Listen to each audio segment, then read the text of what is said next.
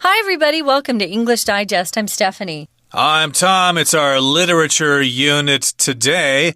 As we're in the month of April, and maybe you have some time to sit back and enjoy a novel. And today we're talking about kind of a young person's book here that came out many, many years ago. It's called A Wrinkle in Time.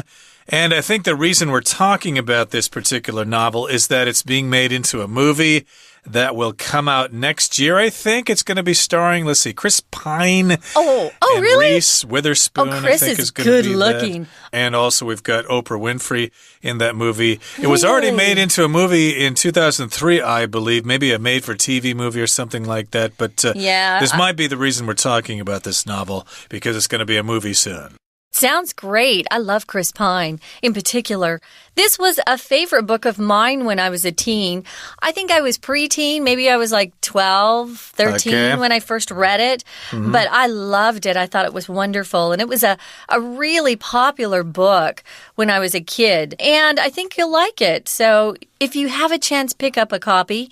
Until then, though, we're going to be talking about the plot, the story, and more about the author, who's pretty popular, pretty famous. She's already gone. Right now, though, we're going to read through day one.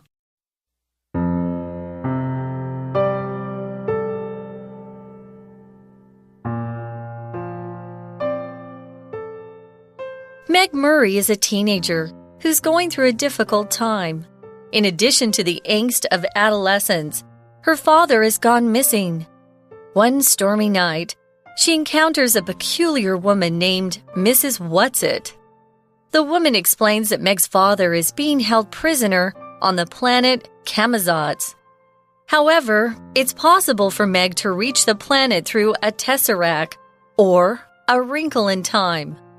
The next day, Meg, her brother Charles, and her friend Calvin visit Mrs. Whatsit's cottage.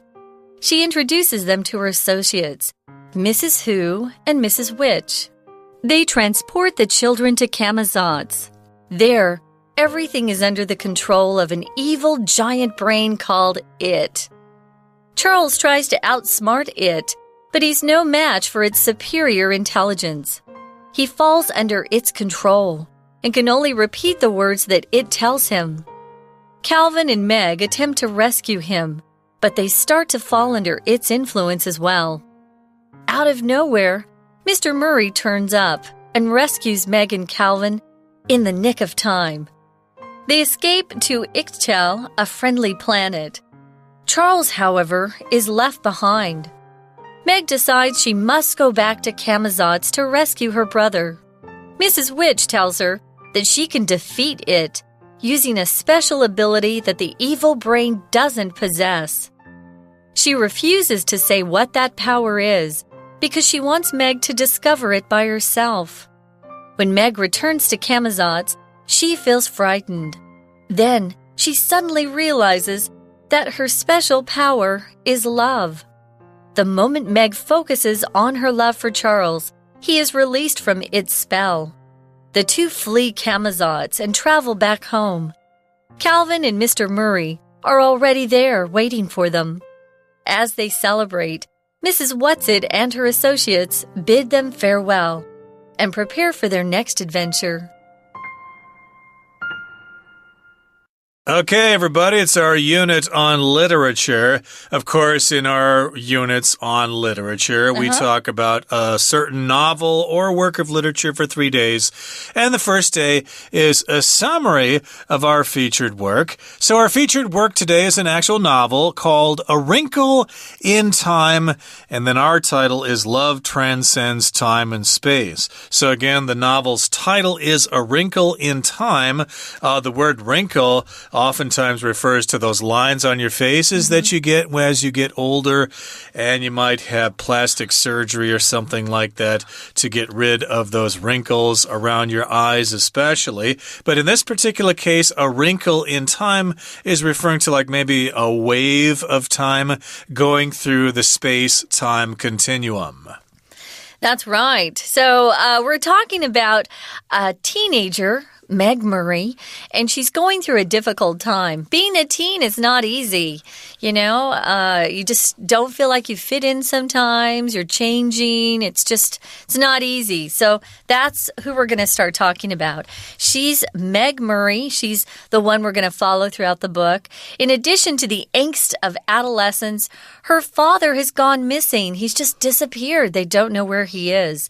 When you talk about the angst of something, it just means some worry and anxiety you have. Maybe it's something you just keep worrying about. It doesn't go away. And when you're a teenager, you just want to be cool and fit in and have good friends.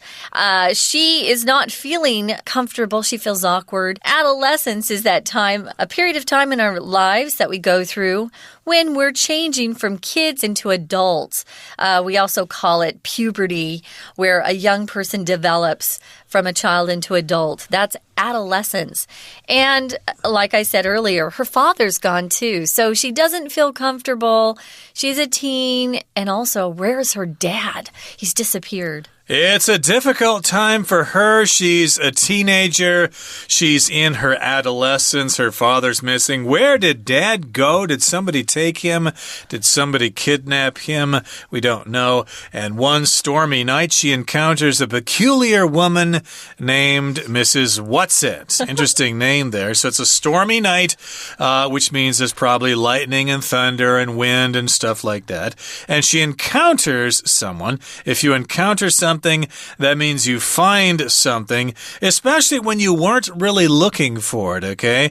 When you're looking for something, hey, I've found my keys. They were missing. You would not say, oh, I encountered my keys. You would not say that. No. You encounter something that you kind of just came across. You weren't really looking for it, but then suddenly it was there. Oh, I encountered a big moose in our backyard. Ooh, cool. Yeah, it could be a person or a problem. You could encounter a problem if you're working on a project at school or work. She encounters a kind of a weird woman, a strange person whose name is Mrs. Whatsit. Peculiar just means very strange, weird, unusual. You haven't seen this kind of thing before. The woman explains that Meg's father is being held prisoner on the planet called Camazotz, which our author just made up. That's not a real place. So her dad is actually being held prisoner. He has been taken away by people and he can't escape, it sounds like. So it's interesting how this Mrs. Whatsit knows where her dad is. However, it says it's possible for Meg to reach the planet through a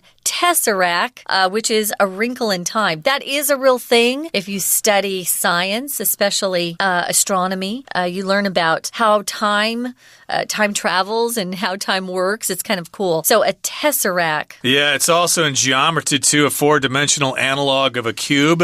If you can figure that out. I didn't really do well in math in school, so this is kind of a mathematical term. I wonder if this is similar to a wormhole. They often talk about that, being able to travel through space, but this is maybe perhaps something similar, but for the purpose of the novel here, it's a way to travel through space and I guess through time, because if you really travel to another planet, say to a planet that's orbiting Proxima Centauri or something like that, and you went at the regular speed of a rocket, you would not arrive there for millions of years. So, of course, we need these kinds of ways to travel, especially when we're talking about these science fiction books. So she can reach this planet Camazotz, yeah. through a tesseract, and that's a wrinkle in time. Now, in the next paragraph, it says, the next day, Meg and her brother Charles, along with her friend Calvin, visit Mrs. Whatsit's cottage. Okay, so I guess she asked her brother Charles, I met this weird woman after a storm, and she said she knows where our dad is, so why don't you come to talk to her with me? Yeah. And let's ask Calvin to come with too, because he's kind of smart. He knows about these things. And a cottage,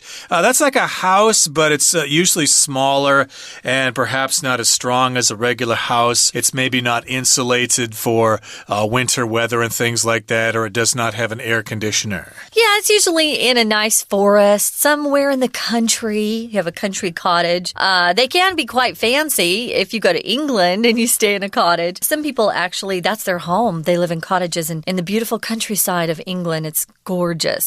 So they go and visit Mrs. Whatsit's cottage. she introduces them to her associates. Her associates are people she hangs out with, that she maybe works with. We usually use this word associate to talk. This is the noun form, guys, not the verb form, so be careful. Associate. Associate is somebody you usually work with. Sometimes I'll introduce people that I work with to friends of mine. I'll say, this is my associate, so-and-so, or this is my coworker. If you say the verb form, guys, be careful because the pronunciation is different. To associate with somebody, here we're saying associate, it, not ate, it. Very good. Associates. So, of course, Mrs. Whatsit at her cottage has a couple of associates here. One is Mrs. Who, and the other is Mrs. Which. Interesting. We've got Mrs. Whatsit, we've got Mrs. Who, and we've got Mrs. Which. And they transport the children to Camazotz, and there everything is under the control of an evil giant brain called It. So, again, these women have special powers. They transport the children through that test. And they end up on the planet Camazotz. Okay, so to transport something just means to move something from one place to another. This, of course, is related to the word transportation, which talks about the act of moving people or things from one place to another. Transportation. How do you get to work? What's your transportation? Well, I ride my scooter, I take the bus, I walk, I ride my bicycle. That's my form of transportation. But again, this is transport. And here they are on the planet Camazotz. But, there's this big brain controlling everything, kind of like Big Brother. This is a giant brain called It. Right. Tom and I were looking at this when we got this article and we thought, ooh, is it IT? Or that we use today to talk about computers? Or is it? And I said to Tom, this was actually written before people had computers in their homes. So no one would say IT back then. It is pronounced it. And they want you to kind of focus on how powerful this evil brain is. So they capitalize both those letters. It. We're going to talk more about what they encounter in Camazotz, guys, but first we're going to listen to our Chinese teacher. 大家好，欢迎收听 English Digest， 我是 Alice。今天我们要阅读的文章是文学单元 Unit 14 A Wrinkle in Time Love Transcends Time and Space 的第一天课程。首先我们看到课文标题有一个动词 transcend， 意思是超越。字首 trans 有 beyond、across、over 的意思。以 trans 开头的常见动词有 transfer transfer 转移、调动、转车的意思。例如 To get to the city zoo from here, you can take the MRT and then transfer to bus 236. 要从这里抵达市立动物园的话，你可以搭捷运，然后转搭236公车。这个字也可以当名词用 transfer student 就是指转学生。另外 trans 开头的动词还有 translate translate 是翻译的意思。例如 The novel has been translated into many languages. 这本小说已经被翻译成许多语言。另外还有 transform transform 改变、改造的意思。例如 My father is planning to transform the spare room into a study room. 我爸爸正计划将这间空房转变成书房。Transport transport 有运送、运输的意思。例如 The van is not big enough to transport all our furniture. 这辆货车不够大，不能运送我们所有的家具。Transmit transmit 有传染、传输的意思。例如 The disease can be transmitted via blood or other bodily fluids. 这种疾病会透过血液或其他体液传染。文章的第一段提到小说主角 Meg Murray 是个青春期的少女，而她的父亲被囚禁在另一个星球。我们看到这一段的倒数第二句 The woman explains that Meg's father is being held prisoner on the planet Kamazos. 这名女子解释说，梅格的父亲正被囚禁在卡马宙星。本句有一个名词 prisoner， 这个字是囚犯的意思。Hold or keep somebody prisoner 就是指囚禁某人。例如 The soldier was held prisoner by the enemy during the World War II. 这名士兵在第二次世界大战期间被敌军囚禁过。另外，这个字如果把 er 去掉，就变成监狱的意思，相当于 jail, J-A-I-L。片语 put or send somebody in prison 就是指使某人入狱。例如 The man was sent to prison for robbing a bank. 这名男子因为抢银行而被送入狱。We're going to take a quick break. Stay tuned. We'll be right back.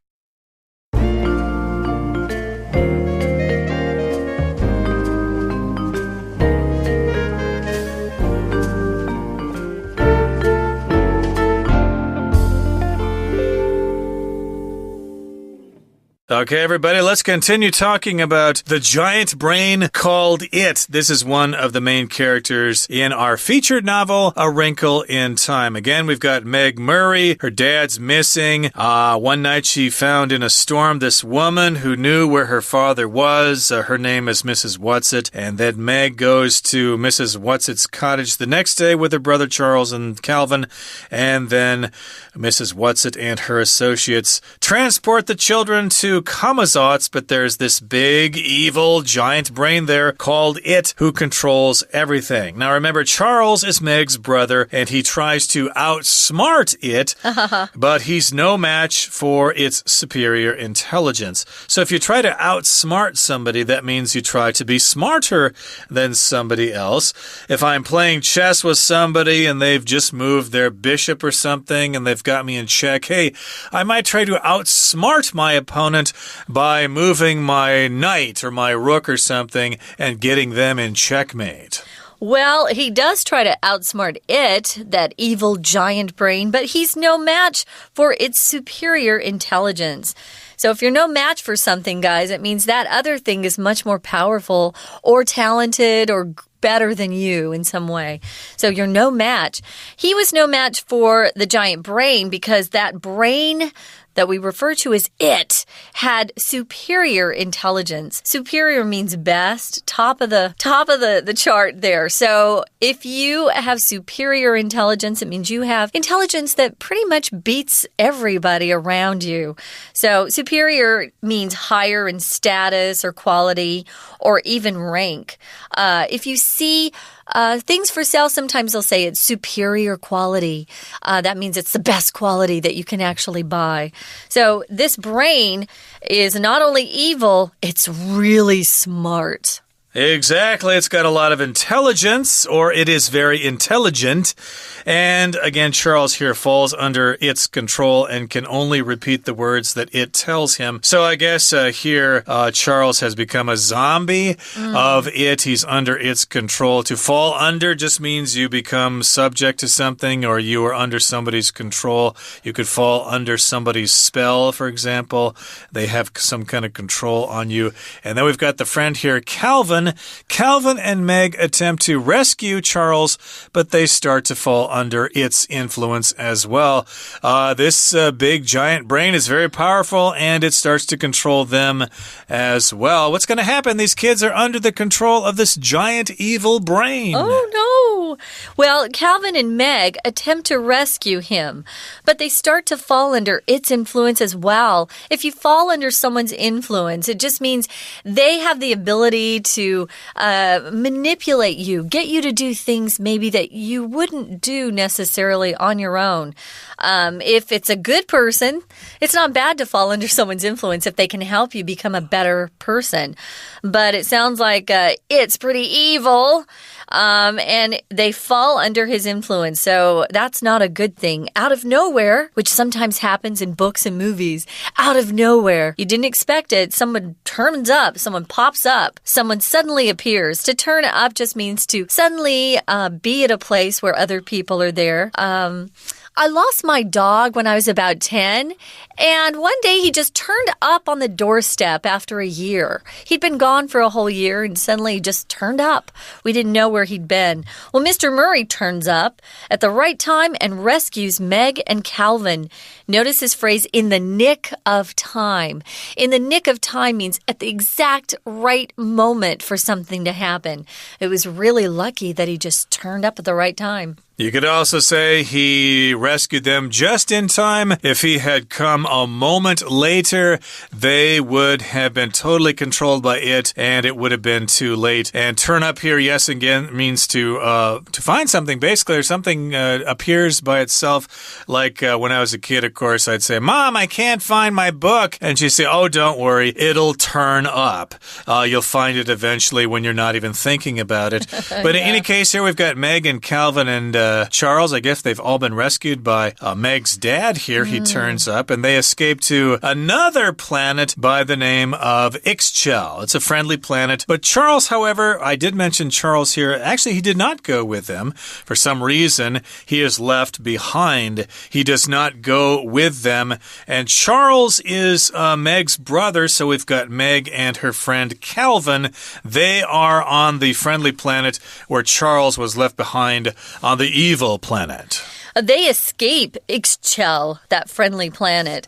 But poor Charles, he may have been just, separated from them at one point, and so they don't go home together. Meg, in the third paragraph, decides she must go back to Camazotz. She has to rescue her brother, of course. And Mrs. Which tells her that she can defeat it. How is that? How can she beat it? Well, she has to use a special ability that she has, and that the evil brain doesn't. He doesn't possess this special ability. He doesn't have it. That's what it means to possess something, to own it, to have something in your possession. Those are your things that you own. Well, she refuses to tell Meg what that power is. Meg doesn't know what special ability she has. I think it's great that Mrs. Which makes Meg or forces Meg to discover that for herself, which is kind of fun.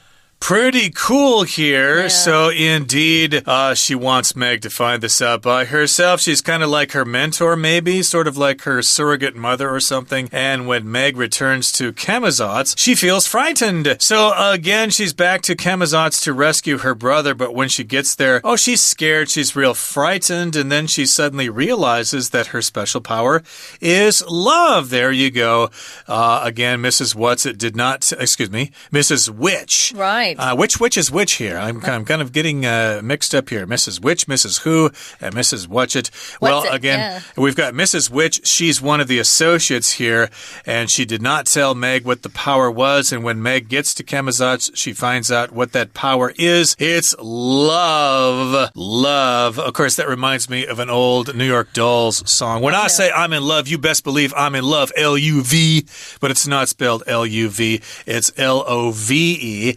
And so she realizes this power, and the moment Meg focuses on her love for Charles, he is released from its spell. Yeah, we see this word spell. It's a noun when we're talking about wizards and witches and people who have magical power.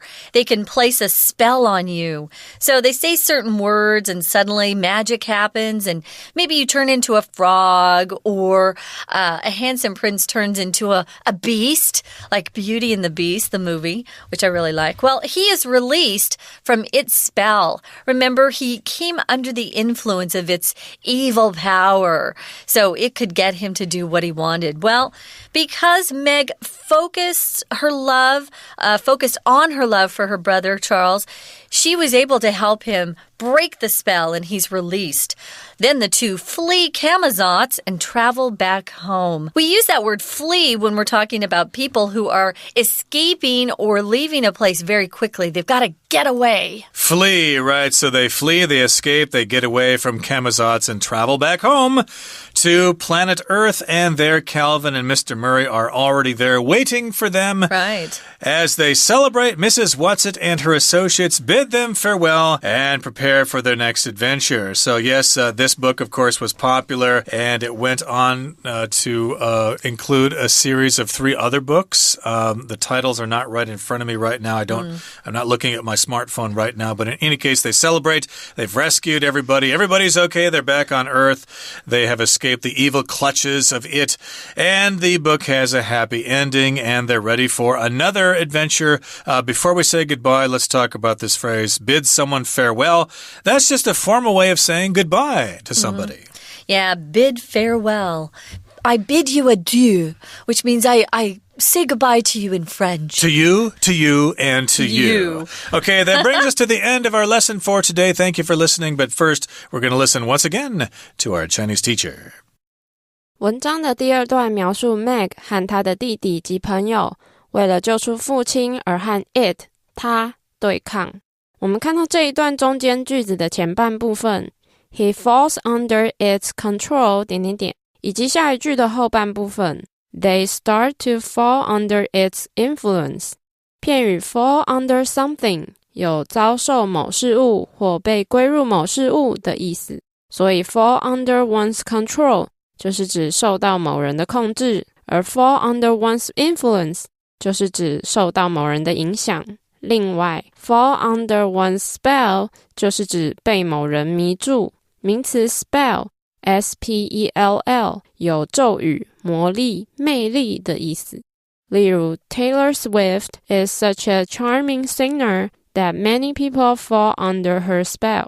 泰勒斯是一位如此有魅力的歌手，以至于很多人被他迷住。文章的第三段提到 Mrs. Witch 指引 Meg 去找出自己拥有的特殊能力，来打败邪恶的 it。而这份能力也是 it 所缺乏的，那就是爱。我们看到这一段的倒数第四句 The moment Meg focuses on her love for Charles, he is released from its spell. 梅格一专注于他对查尔斯的爱，查尔斯就从他的魔咒中被释放出来。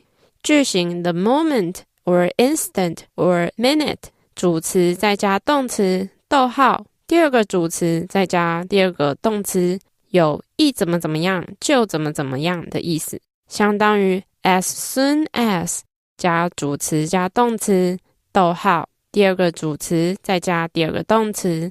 例如 as soon as Jack lay on the bed, he fell asleep.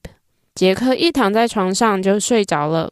这个句型也可以用倒装句型 no sooner 来表示， no sooner had加主词再加 VPP 再加 then 然后再加主词加过去式动词。例如 No sooner had Lisa sat down to enjoy her dinner than the doorbell rang. 丽莎一坐下来享用晚餐，门铃就响了。